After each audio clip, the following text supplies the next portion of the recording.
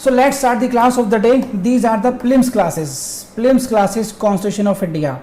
The topic of the governor. Very very important for your prelims. Hardly important for your mains. Important for your prelims. Always important for your prelims. और बहुत simple है. क्यों simplified क्यों हो चुका? Because we have read President of India, we have read Vice President, we have read other Attorney General, Parliament, और वो सब करने के बाद में यहाँ similarity आ जाती है. Provisions are almost similar. Drafting of articles are almost similar. तो उसको अंडरस्टैंड करने में बहुत दिक्कत नहीं आएगी आपको. लेकिन हम लोगों ने ये जानना है कि कहाँ कहाँ से क्वेश्चंस बनते हैं. ठीक है, आई बिलीव आप समझ गए होंगे. So let's start the class. And this is what article 153. Please go to article 153. Constitution of India creates the office of governor by 153. क्या कहता है आर्टिकल 153? पहला क्वेश्चन प्रीलिम्स में यहाँ से आएगा.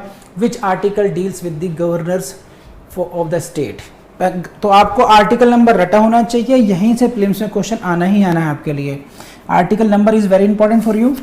There shall be a governor for each state. क्या कहा? There shall be a governor for each state. प्रत्येक राज्य के लिए एक राज्यपाल होगा. प्रत्येक राज्य के लिए एक राज्यपाल होगा. और इसी से सिमिलर लैंग्वेज हमने पढ़ी थी. There shall be president of India, there shall be vice president of India, there shall be supreme court of India. यहाँ पर ध्यान रखना, थोड़ा सा ट्विस्ट है यहाँ पर. प्रत्येक राज्य के लिए एक राज्यपाल होगा. There shall be a governor for each state. ये बात आई. लेकिन क्वेश्चन यहाँ से आता है whether a same person can be the governor for 2 or more states. एक व्यक्ति क्या एक से अधिक राज्यों के लिए राज्यपाल हो सकता है या नहीं हो सकता? This is the question. You see this. Provided that nothing in this article shall prevent the appointment of the same person. Appointment of whom? Appointment of the same person as what? As governor of 2 or more states. 2 या 2 से अधिक राज्यों का राज्यपाल भी किसी व्यक्ति को नियुक्त किया जा सकता है. And this is the question for your prelims. This is the ideal position. There shall be governor for each state. प्रत्येक राज्य के लिए एक गवर्नर होगा, यानी कि एक राज्यपाल होगा. लेकिन ऐसा भी हो सकता है कि 2 या 2 से अधिक व्यक्ति के लिए किसी एक ही व्यक्ति को राज्यपाल अपॉइंट किया जाए. तो दैट्स ऑल. आई बिलीव आपको समझ में आ गया होगा. कोई प्रॉब्लम यहाँ पर? Now I come to Article 154 again executive power of the state. इसी तरीके का आर्टिकल आपने पढ़ा था आर्टिकल 53 प्रेसिडेंट के लिए. सेम है, बस इतने बात ध्यान रखनी है. Executive power of the state shall be vested in the governor. P4 prelims. यहीं से क्वेश्चन आएगा. राज्य की कार्यकारी शक्तियां किस में निहित होंगी? राज्यपाल में निहित होंगी, गवर्नर में निहित होंगी. And shall be exercised by him directly indirectly through officer subordinate to him. So राज्य की कार्यकारी शक्ति, क्वेश्चन यहीं से पूछा जाएगा कि executive power of the state किस में वेस्टेड होंगी? आपका आंसर एक ही होगा, गवर्नर में होंगी. बस इतनी सी बात. इससे ज़्यादा पढ़ने की जरूरत नहीं है इसमें बस. लेकिन अगर लेक्स पढ़नी है कि ये जो एग्जीक्यूटिव पावर है, how he shall exercise the power? This executive power shall be exercised by him either directly or through officers. कौन से officers? Subordinate to him. And basically this is council of ministers, मंत्री परिषद के साथ. तो basically this article is what? 154. It says about the executive power of the state. और ये किस में वेस्टेड है? This is vested in governor. और ये क्या है? ये आपका प्रीलिम्स का क्वेश्चन है. ये क्या है? टिकट टू मेंस एग्जामिनेशन है, ध्यान रखना. Executive power of the state shall be vested in the governor and he shall exercise it. 2 options हैं, directly or through officer subordinate to him. यहाँ पर आइए 155. This is important. Appointment of governors again P4 prelims. ये ध्यान रखना. देखिए article numbers पे मैं आपको बता दूं. मान लीजिए if you are the examiner, imagine the mind set कि मुझे इन्हीं आर्टिकल से 395 आर्टिकल से आपको पेपर देना, एग्ज़ाम दे रहे हैं। 1990 सेम आर्टिकल, 2021 सेम आर्टिकल्स। तो कितने क्वेश्चन बनाऊंगा भाई, कितना रिपीटिशन होगा? Questions are being repeated every time. मैं फड़फड़ा रहा हूँ, मैं परेशान हूँ, कहाँ से क्वेश्चन बनाऊँ? तो फिर एज एग्जामिनर मैं क्या सोचूंगा, ठीक है थोड़ा सा ट्विस्ट करता हूँ, इसी में ट्विस्ट करता हूँ। अब मैं इनसे क्वेश्चन क्या बनाता हूँ, correct the match, one sided article numbers and other side heading. तो हम लोगों ने फोकस किया नहीं, इसको ग्रांटेड ले लिया बस, और वहीं पर हम मात खा गए। तो 153, 154, 155 इन आर्टिकल नंबर को बार बार कह रहा हूँ, आपको सीक्वेंस में घोट लेना है। कैसे घोट लेना चाहिए, कब मानना चाहिए घुट गया, जब आपका 2 का पहाड़ा जिस तरीके से सुना सकते हैं उतनी कन्वीनियंस के साथ मैंने चुटकी बजाई, आप शुरू हो जाएंगे। उसी तरीके से आपकी चुटकी बजते ही यहाँ पे 153, 154, 156 इस तरीके से तुरंत शुरू हो जाएंगे आप बिना रुके। जब तक वो अचीवमेंट ना हो, उतना कन्वीनियंट ना हो, उस लय में ना आ जाए, उस सुर में ना आ जाए, तब तक आप इसको रटते रहिए, तब तक यू नीड रिविज़न। ठीक है, मैं आपको बता रहा हूँ चीज़ें बहुत आसान है, लेकिन एग्जाम में बहुत मुश्किल होने वाली है। क्यों? क्योंकि रिवीजन नहीं करेंगे आप लोग, ध्यान रखना इस बात का। अपॉइंटमेंट ऑफ गवर्नर क्या होगा, ही इज नॉट इलेक्टेड, ध्यान रखना। The governor of the state shall be appointed by the president P for prelims, but इतना ध्यान रखना है, नोट मोर देन दिस। और यहीं से क्वेश्चन आएगा, who shall appoint the governor, बहुत सिंपल सी बात है। ठीक, तो this is 153, 154, 155। Now come to the next part, 156 term of the office of the governor. The governor shall hold the office during the pleasure of the president। यह बात आप समझ लीजिए, जो गवर्नर साहब हैं यानी कि राज्यपाल हैं, वो राष्ट्रपति के प्रसाद पर्यंत तक अपने पद पर बने रहेंगे। प्लेजर ऑफ द प्रेसिडेंट, इसका मतलब ये हुआ, it all depends the continuation of the governor. The continuation of a person at the post of the governor depends upon the pleasure of the president। जब तक वो चाहें, यहाँ पर कोई कॉन्स्टिट्यूशनल गारंटी नहीं है, कोई फिक्स टर्म की गारंटी नहीं है यहाँ पर कि 5 years की गारंटी है, गारंटी नहीं है। It is subject to the pleasure of the government president, और प्रेसिडेंट का मतलब है काउंसिल ऑफ मिनिस्टर्स, मंत्री परिषद headed by the prime minister, जिसका मुखिया प्रधानमंत्री होगा। मंत्री परिषद की ही सलाह पर ये काम करते हैं। तो इसका मतलब ये हुआ कि जो गवर्नर का अपॉइंटमेंट है वो कौन साहब करेंगे, वो बेसिकली रिकमेंड करते हैं, एडवाइस करते हैं prime minister and the council of ministers.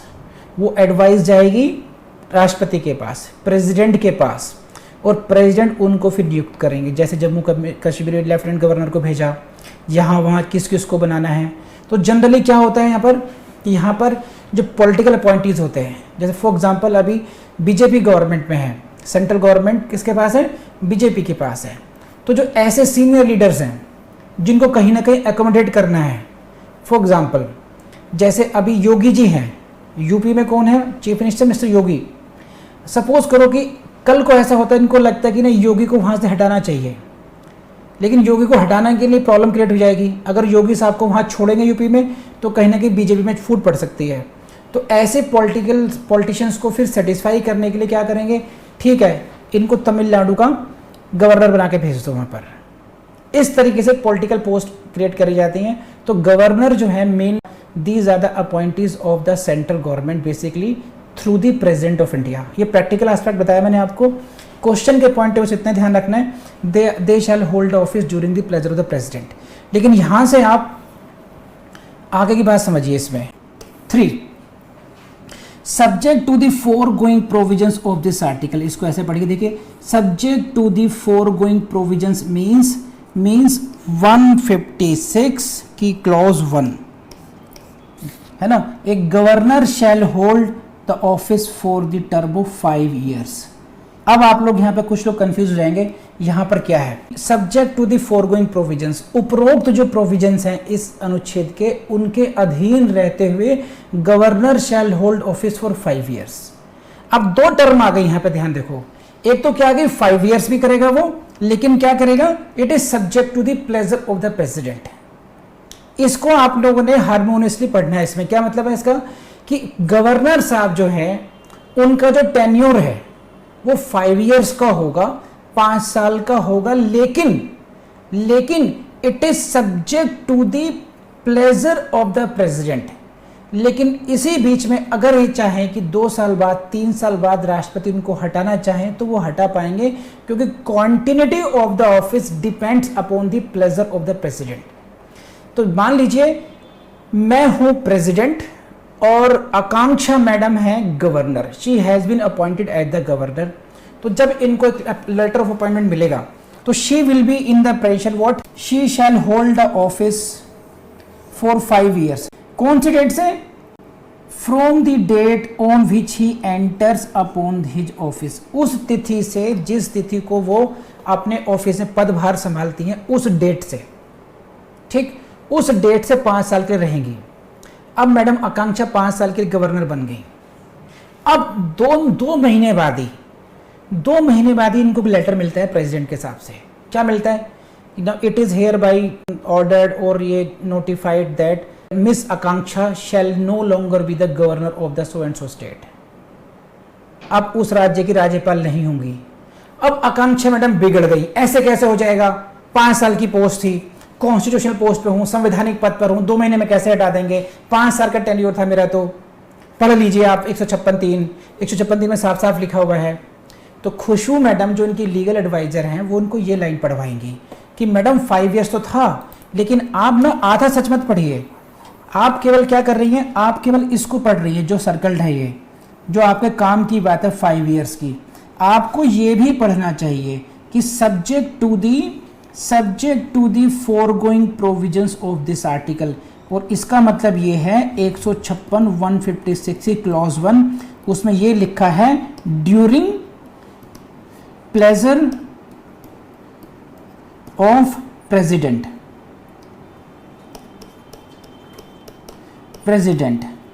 इसको भी पढ़ना पड़ेगा आपको।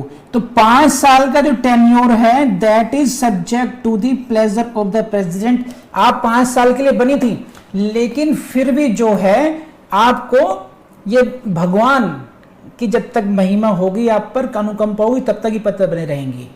ये ऐसे समझ लीजिए भगवान ने कहा कि बेटा जा तू 100 साल जिएगा, लेकिन मेरी मर्जी से। तो भगवान 5 साल में उठा ले, 3 साल में उठा ले, भगवान के पास पावर है। और यहाँ पर भगवान गवर्नर के लिए कौन है? प्रेसिडेंट है। वो प्रेसिडेंट के पीछे कौन खड़े हैं? Council of ministers. तो आई बिलीव कि मैंने आपको अच्छी तरह समझाया है। Come on, provided that a governor shall continue to hold office notwithstanding the expiration of his term that is 5 years. ये बातें हम लोग पहले भी पढ़ चुके हैं regarding president. Until his successor enters upon his office, he shall continue to hold his office until his successor enters upon his office. What is this? See, this is what 5 years का tenure पूरा हो चुका है, लेकिन he will have to continue। तो ऐसा नहीं 5 years की टर्म कंप्लीट हुई और वो फटाफट भाग लेंगे। No, he cannot leave the office unless his successor enters upon his office। जब तक कि उसके उत्तराधिकारी जो राज्यपाल हैं उनके उत्तराधिकारी पदभार ना संभाल लें। 5 वर्ष की अवधि बीत चुकी है, उसके बावजूद भी he shall continue to hold the office। और यहीं से प्रीलिम्स का क्वेश्चन बनता है। कैसे क्वेश्चन बनेगा? वो ऐसे कहेंगे आपको, the term of 5 years of the governor has expired. 5 साल का जो टेन्योर है, 5 साल के जो टर्म है वो एक्सपायर कर चुकी है, वो खत्म हो चुकी है। नाउ तो यहां ऑप्शन है governor shall quit the office, number 1। Number 2, he shall continue to hold the office till his successor. इसी तरीके से 2-3 वो ऑप्शन, 4 ऑप्शन बना के देंगे आपको। तो ये लाइन इसको मत भूलना, he shall continue to hold the office. और यही हमने देखा था प्रेसिडेंट के केस में भी, he also continue to hold the office till his successor enters. Continuity of the office maintain करनी पड़ती है, ठीक है। Continuity of the office maintain करनी पड़ती है जब तक कि आप, ऐसे नहीं है कि आज आपके 5 साल कंप्लीट हो गए आप छोड़ जाएंगे, नहीं। You will have to wait till your successor enters. तो इसी लाइन को बस प्रीलिम्स में ही आएगा, मेंस में नहीं पूछेंगे। तो आपकी अप्रोच यही होनी चाहिए बस कि ये लाइन आपके बैरक में हाईलाइटेड होनी चाहिए, या जो मैंने नोट्स दिए हैं उनको मैंने बोल्ड हाईलाइट कर रखा होगा, आप भी अपना हाईलाइटर उस पर घुमा देना, ठीक। 5 years subject to the pleasure of the president and he will continue to hold the office till his successor. अब बाकी की चीजें देख लेते हैं. रेजिग्नेशन किसको देंगे? रेजिग्नेशन किसको देंगे यहाँ पर? Resignation address to the president, again P4 prelims. The governor may by writing under his hand addressed to the president resign his office. अपने पद से त्याग जो करेंगे वो राष्ट्रपति को एड्रेस करके करेंगे. तो यहीं से क्वेश्चन आएगा. ऑप्शंस बड़े कंफ्यूज होंगे. मैं फिर कह रहा हूं, जो चीजें बहुत सिंप्लीफाइड होती हैं वही बहुत, जैसे वो देखोगे ना, घर में एक बहुत भोला सा इंसान है, चेहरे से बहुत मासूम, और अचानक वो ऐसे काम करके निकलता है कि अरे ये ऐसा निकला. It happens at times. इतनी सिंपल सी बात प्रेसिडेंट का. अभी मैं इसमें बना दूं, match the following regarding resignation. President, vice president, governor, chief justice of India, and सामने address president, vice president, chief justice. अब इस तरीके से अब बनाइए, मैच कीजिए. तो तीनों चारों का जवाब देखेंगे. It sometimes it will be very difficult for you. तो the things which seems to be simple may become very difficult for you. Again I am saying be very careful regarding this. Don't take this articles granted. तो at resignation का आपके पास अलग से notes बने होने चाहिए. कौन किसको रिजाइन करेगा, रेजिग्नेशन देगा. ठीक है, रेजिग्नेशन का हो गया. अब आ जाइए क्वालिफिकेशन पर.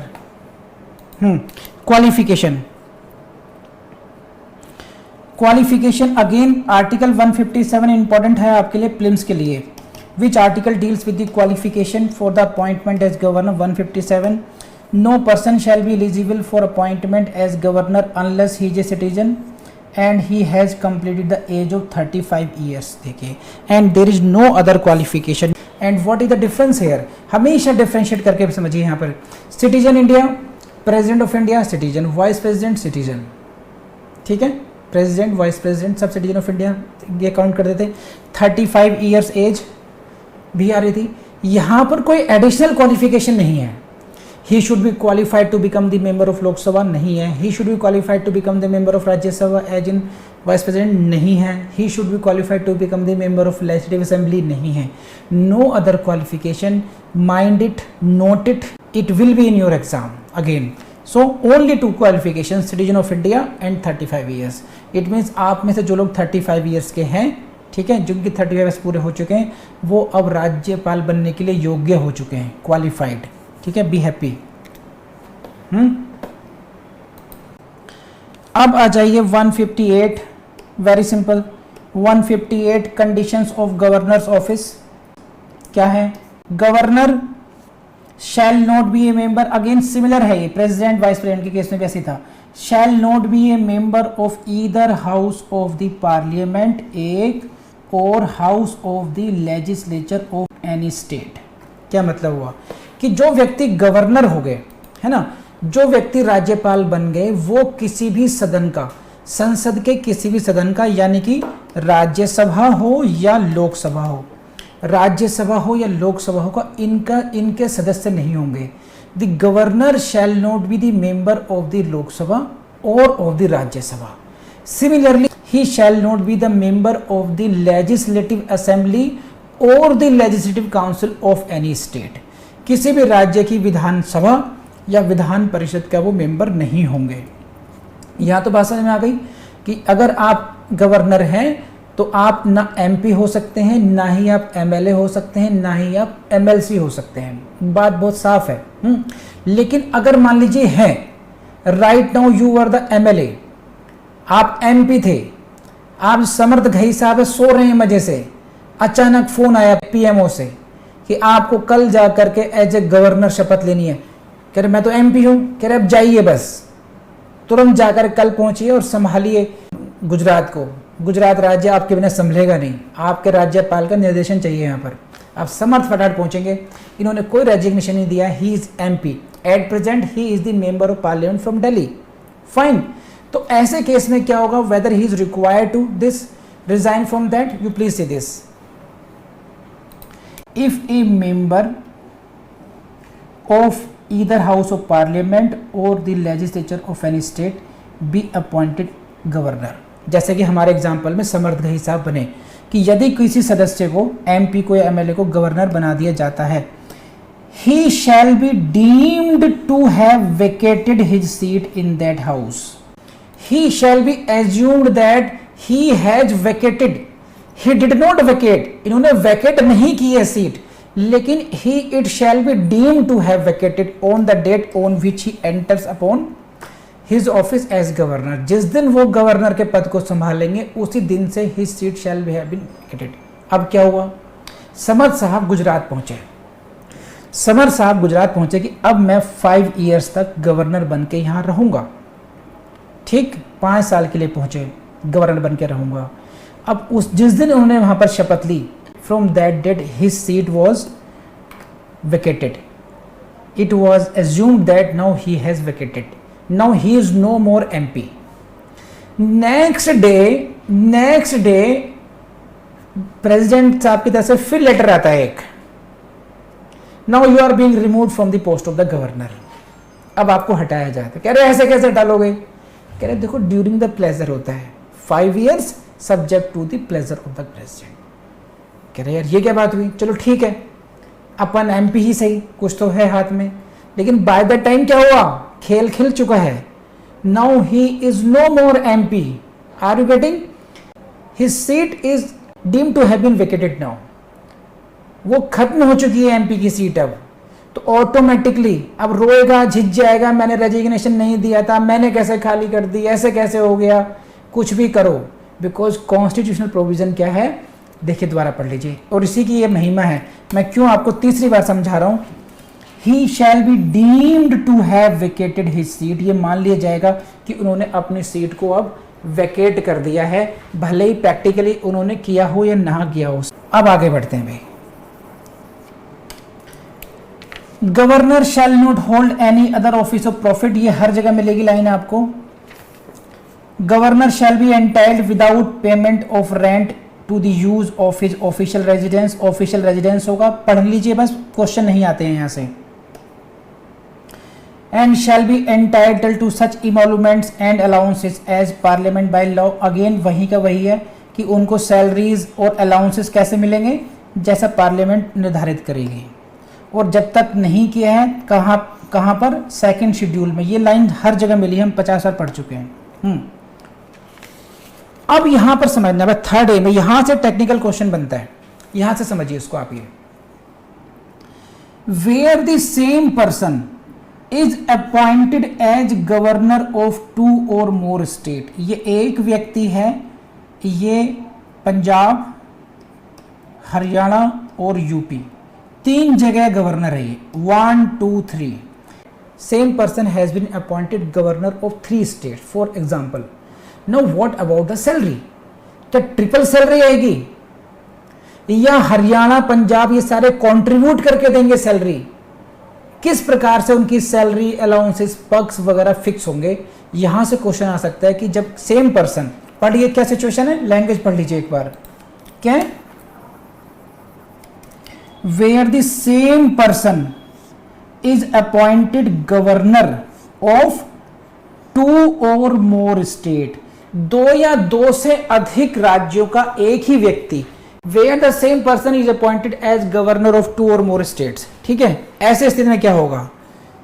the emoluments and allowances payable to the governor shall be allocated, ध्यान रखना, among the states in such proportion as the president may determine before prelims।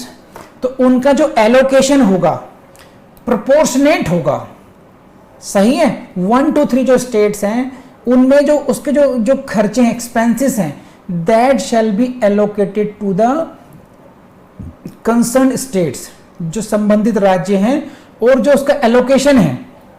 Question यहां से आएगा कि उस प्रोपोर्शन को एलोकेट कौन करेंगे, प्रेसिडेंट करेंगे या पार्लियामेंट करेगी? यहां पर कंफ्यूजन होगा आप लोगों को, तो प्लीज हाईलाइट कर लीजिए, it is the president not the parliament. President will determine the proportion कि पंजाब को कितने % देना है, हरियाणा को कितने % देना है, और यूपी को कितने % देना है, इस तरीके से। तो क्वेश्चन आएगा आपका प्रेसिडेंट से कि प्रेसिडेंट उन खर्चों को एलोकेट करेगा। जैसे फॉर एग्जाम्पल 100 रुपीज देने हों, है ना, सपोज कीजिए 100 क्या ऐसे मान लेते हैं, 1 लाख रुपए देने हों, उनके खर्चे हैं, तो यूपी का परसेंटेज 30%, हरियाणा का 20 और पंजाब का 50, जो भी परसेंट। तो ये परसेंटेज में जो उनका प्रोपोर्शन हुआ ये कौन डिसाइड करेंगे? ये करेंगे प्रेसिडेंट, राष्ट्रपति करेंगे, और यहीं से क्वेश्चन आएगा। And again, emoluments and allowances of the governor shall not be diminished during his term of office। ठीक, जब तक वो पद पर बने रहेंगे जो उनके पक्ष हैं उनको कम नहीं किया जाएगा। जब तक पद पे रहेंगे उनके जो अलाउंसेस हैं वो ना इनके कम होते हैं, ना राष्ट्रपति के होते हैं, ना हाई सुप्रीम कोर्ट के जजेस के होते हैं, किसी के कम नहीं होते हैं ड्यूरिंग द टाइम जब तक वो ऑफिस में हैं। तो ये आपका हो गया, बस मैंने पढ़ के बताया, बहुत ज़्यादा इंपॉर्टेंट क्वेश्चंस के लिए नहीं है, लेकिन you must know it. Article 159 पर आइए। अच्छा देखिए, फिर यहां से क्वेश्चन आएगा, oath or affirmation by the governor, which article deals with what? Oath or affirmation by the governor, यहीं से क्वेश्चन आएगा। Next is what? Every governor and every person discharging the function of the governor. देखिए एक, ये ध्यान रखना, यहां से प्लेन से क्वेश्चन मैं बनाऊंगा अगर मैं एग्जामिनर हुआ तो। एक बात, every governor and every person discharging the function of the governor shall before entering upon his office make and subscribe in the presence of the chief justice of the high court। Please highlight कीजिए, समझिए इस बात को। इन दोनों की हम लोग यहाँ पर बात कर रहे हैं। 159 is dealing with the oath. यहाँ से क्वेश्चन कौन कौन से आते हैं किस वाले 159 से? पहली बात, कौन सा आर्टिकल ऐसा है जो गवर्नर की ओथ से संबंधित है? Which article is related to the oath or affirmation by the governor? This is article 159। पहला क्वेश्चन प्रीलिम्स का यहाँ से आएगा। सेकेंडली आएगा, हम किस किस की बात कर रहे हैं? उस व्यक्ति की बात कर रहे हैं जो कि गवर्नर है, ही हैज बीन अपॉइंटेड, या समटाइम्स कोई व्यक्ति जो उनके फंक्शंस को देख रहा है उससे for the time being, temporary period के लिए भी। तो क्वेश्चन आपसे यहां से आएगा कि इनकी जो ओथ है वो किसकी प्रेजेंस में होगी, बस। And don't get confuse here, जैसे प्रेसिडेंट के केस में क्या है, चीफ जस्टिस ऑफ इंडिया है, यहां पर क्या है, chief justice of the high court है, उनकी प्रेजेंस में ली जाएगी। और अगर वो प्रेजेंस नहीं है, अगर chief justice of high court नहीं है, देन अगेन यहां से क्वेश्चन आएगा, बेरेक में हाईलाइट कीजिए, पी फॉर प्रीलिम्स लिखिए, this is what? The senior most जज, and don't forget this word available, senior most जज of that court available. It means what? Second number का देखेंगे, सेकंड नंबर अवेलेबल नहीं है तो third senior most is not available, then fourth and so on. So we will see the who is the senior most जज available, जिनकी उपस्थिति fix की जा सकती है और सीनियर मोस्ट भी हो। चीफ जस्टिस ऑफ इंडिया पता चला यूएसए गए हैं, ओके, तो सेकंड सीनियर मोस्ट को बुलाइए। वो पता चला वो इंग्लैंड गए हुए हैं, चलिए थर्ड सीनियर मोस्ट को बुलाइए। तो जो भी क्रम से अवेलेबल होंगे उनको बुलाएंगे केवल इसमें। तो पहला क्वेश्चन आपसे आर्टिकल नंबर पर एक बात, number 2 in the presence of chief justice of India, in his absence the senior most जज अवेलेबल। जो क्रूशियल वर्ड है वो है अवेलेबल। कम ऑन, बात समझ में नहीं आई? और नेक्स्ट क्वेश्चन आएगा व्हाट इज द ओथ। एक बात का ध्यान रखना, आपको president of India, vice president of India, जितने भी कॉन्स्टिट्यूशनल अथॉरिटीज की शपथ की बात आई है, उन सब की शपथ को एक साथ लिखना है and you try to differentiate, समझे? तो वहां से क्वेश्चन पूछा जाता है कि ऑफिस ऑफ सीक्रेसी कौन लेगा? गवर्नर लेंगे, सेंट्रल मिनिस्टर लेंगे, प्रेसिडेंट लेंगे, या सभी ऑफिस ऑफ सीक्रेसी लेंगे? बहुत कंफ्यूजन होता है। ओथ का जो क्वेश्चन है बहुत सिंपल लगता है, but it is very dangerous question. तो बेटर ये है आप ऐसे नोट्स बनाइए। इसमें कैसे नोट्स बनाइए? इस तरीके के, इस तरीके के नोट्स आपके बने होने चाहिए। ये हुआ पद का नाम, president, vice president, governor, so and सो, और यहां पर ओथ। ये हुआ ऑफिस, कौन से पद की बात कर रहे हैं, और ये हुआ आपका ओथ। ये कौन सी ओथ लेंगे? Vice president. तो इसमें आप जब ऊपर नीचे लिखेंगे केवल इसमें, तो then there will be a comparison. At a glance आपके पास एक कंपैरेटिव चार्ट होगा और यहीं से आपको क्वेश्चन आएगा, समझे? अब एक क्वेश्चन किया है कि सीनियर जज एज से होंगे या वो सर्विस से होंगे। चलिए ये क्वेश्चन मैं आप लोगों से पूछता हूं। एवरीवन, जो सीनियरिटी की बात है वो एज से होनी चाहिए या सर्विस से होनी चाहिए, एवरीवन। ये हमेशा सर्विस वाइज होता है, ठीक। अब ओथ एंड अफर्मेशन समझ लीजिए क्या होता है। That I will truthfully execute the office of the governor, मैं गवर्नर के जो फंक्शन है उनको एग्जीक्यूट करूंगा अच्छे तरीके से। यहां से क्वेश्चन नहीं आएगा, यहां से आएगा।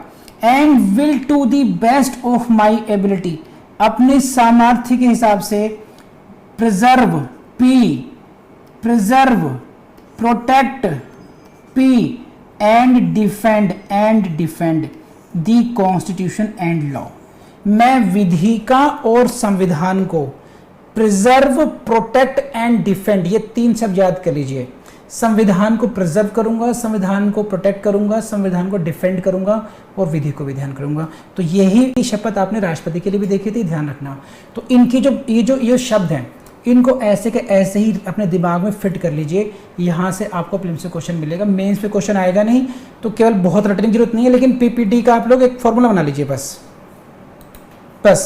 And that I will devote myself to the service and well being of the people, लोगों की भलाई, लोगों की सर्विस के लिए मैं काम करूंगा। तो ये शपथ आपको रटी होनी चाहिए भैया, यहाँ से क्वेश्चन आएगा ही आएगा। ये काम मेरा था बताना, आपको पॉइंट आउट करना। अब इसको याद करके रखना आपकी जिम्मेदारी है। 160 में क्या है, यहाँ पर क्या है देखिए, यहाँ से हेडिंग से क्वेश्चन नहीं आएगा, यहाँ से आ सकता है, बस क्या आ सकता है देखिए। If there is any contingency, यानी कि कोई भी आकस्मिकता है ऐसी, कोई आकस्मिकता ऐसी है which is not provided for in this chapter, जिसके बारे में यहाँ पर कोई इस चैप्टर में वर्णन नहीं हुआ है, तो उसके लिए अगर कोई प्रोविजन है, कोई इमरजेंसी ऐसी आ गई है, तो उसके लिए कोई प्रोविजन बनाना पड़ेगा। तो कौन बनाएंगे, प्रेसिडेंट में मेक सच प्रोविजन, बस। तो यहाँ से क्वेश्चन बनता है आपसे कि किसी कंटिंजेंसी में जिसका डिस्कशन कॉन्स्टिट्यूशन में नहीं हो पाया है, उसके लिए अगर कोई इमरजेंसी में कोई प्रोविजन बनाना पड़ेगा तो कौन करेंगे, प्रेसिडेंट को कीजिए हाईलाइट और आगे गाइए प्रभु का गुण, बस। कि इन अगर यहाँ पार्लियामेंट और प्रेसिडेंट में कंपटीशन हो जाएगा बस, तो क्वेश्चन यहाँ पर जहाँ पे फंसेंगे आपको जो मेरा अपना अनुभव है, जब हम प्रीलिम्स एग्जाम में जाते हैं दीपक महाराज, तो वहाँ पर आपको जो चॉइसेस हैं, अगर आप बहुत क्लियर कट नहीं है, तो 3-4 नाम ही हैं जो हर जगह काम आते हैं। Parliament by law, president, chief justice of India, जो कॉन्स्टिट्यूशनल अथॉरिटीज़ हैं। तो कई बार हमें लगता है ये भी होगा वो भी होगा, और वहीं पर हमारे क्वेश्चन गलत होते हैं। इसलिए इनको जहाँ जहाँ मैंने बताया उनको हाईलाइट करके वैसे वैसे रट के काम चलाइए अपना। तो इन प्रोविजन से आपको कोई मेंस में क्वेश्चन नहीं आना है, तो आपको बहुत ज़्यादा घुस करके पढ़ने की, रिसर्च करने की ज़रूरत नहीं है। जितने फ्रेजेस को मैंने बताया उतना कर लीजिए, इसी से कल्याण हो जाएगा बस। 161 हम लोग जो है कल कर चुके हैं पहले। 161 को दोबारा पढ़ लेते हैं। यहाँ पर एक बार हम लोग पहले पढ़ चुके हैं, इसको इतना याद कर लीजिए बस। Power of the governor to grant pardons, क्षमा करने की पावर गवर्नर की, राज्यपाल की, किसी कन्विक्टेड व्यक्ति की, किसी सजा याफ्ता व्यक्ति की, उसको क्षमा करना हो, उसके जो पनिशमेंट है उसको कम करना हो, ये पावर कहाँ दे रखी है, बस इतना याद करना है आप लोगों ने। आर्टिकल 161, बात खत्म यहीं पर है। सो दोस्तों, मुझे पूरी उम्मीद है क्लास आपको पसंद आई होगी, लेकिन आप एक काम बिल्कुल नहीं करते हैं, आप वीडियो को लाइक नहीं करते हैं। लाइक का मतलब आपकी प्रेजेंस है, मुझे पता तो चलेगा हाँ आपने वीडियो देखा है मेरा। कमेंट करेंगे तो मुझे फिर वो मेरे लिए एक मतलब एक सेटिस्फैक्टरी बात हो गई, हाँ कि एटलीस्ट मैंने आपको इतनी देर पढ़ाया तो आपने 5 सेकंड 10 सेकंड मेरे लिए निकाले कि आपने कमेंट किया। उसमें अब तारीफ नहीं लिखना, कुछ जो आपको सजेस्ट करना वो भी कर सकते हैं, आपकी कोई क्वेरी भी लिख सकते हैं, लेकिन लेट्स बी इंटरेक्टिव। सभी वीडियोस की बात कर रहा हूँ, आपको इंटरेक्टिव होना, आपको डाली कमेंट्स। जब तक लिखेंगे नहीं, मुझे आपकी भावनाओं को पता कैसे चलेगा? तो जरूर करेंगे, है ना, पक्का? ठीक। तो लाइक करेंगे, सब्सक्राइब कर लीजिए चैनल को और हमारे वीडियोस को शेयर जरूर कीजिएगा ताकि मैक्सिमम स्टूडेंट्स इसका फायदा उठा पाएं। And don't forget to explore the website of the Vidhi judicial academy, vidhijudicial.com, and don't forget to download the app of the Vidhi Judicial Academy from the Google Play Store. Thank you very much.